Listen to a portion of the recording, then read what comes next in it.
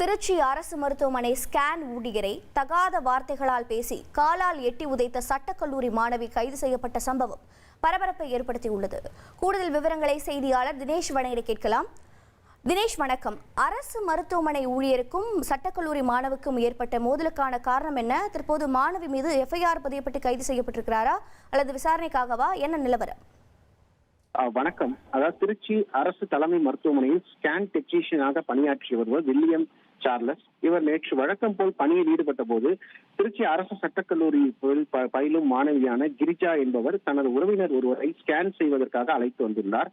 அப்போது அவர் வழக்கறிஞர் போன்று அந்த உடையை அணிந்தவாறு அந்த ஸ்கேன் செய்யும் அறைக்கு சென்ற அந்த வில்லியம்ஸிடம் உடனடியாக ஸ்கேன் எடுக்க வேண்டும் என்று சொல்கிறார். அவர் வரிசையில் உள்ளதை நிற்கிறார்கள், அவருடன் பின்னால் வாருங்கள் என்று சொன்னதற்கு அப்படியெல்லாம் வர முடியாது, எனக்கு நீங்கள் உடனடியாக எடுங்கள் என்று அவர் வாக்குவாதம் செய்துள்ளார். அப்போது அந்த வாக்குவாதம் பெரிய அளவில் முற்றும் போது ஆபாச வார்த்தைகளால் திட்டியும் அந்த இருவருக்கும் சண்டை ஏற்பட்டுள்ளது. அந்த ஒரு கட்டத்தில் சட்டக்கல்லூரி மாணவியான கிரிஜா அவரை காலால் எட்டி உதைத்துள்ளார்.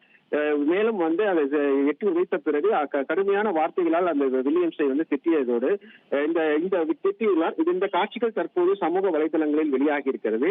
இதன் அடிப்படையில் இந்த வில்லியம் சார்லஸ்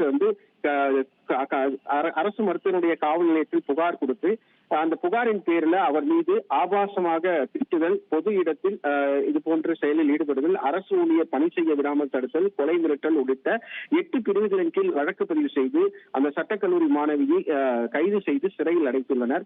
இந்த குற்றம் சாட்டப்பட்டுள்ள கிரிஜா இதே போன்று இந்த வழக்கறிஞர் ஒரு உடையில அணிந்து கொண்டு திருச்சி மாநகர காவல்துறையும் காவல் அதிகாரிகளையும் போன்று இது போன்ற பொது இடங்களில் அரசு அதிகாரிகளையும் இந்த மிரட்டும் தோணியிலேயே தொடர்ந்து செயல்பட்டு வருகிறார் என்ற ஒரு குற்றச்சாட்டும் தொடர்ந்து எழுந்துள்ளது. அதன் அடிப்படையில் தற்போது அந்த மாணவி கைது செய்து சிறையில் அடைக்கப்பட்டுள்ளார். உங்களுடைய தகவல்களுக்கு நன்றி தினேஷ்.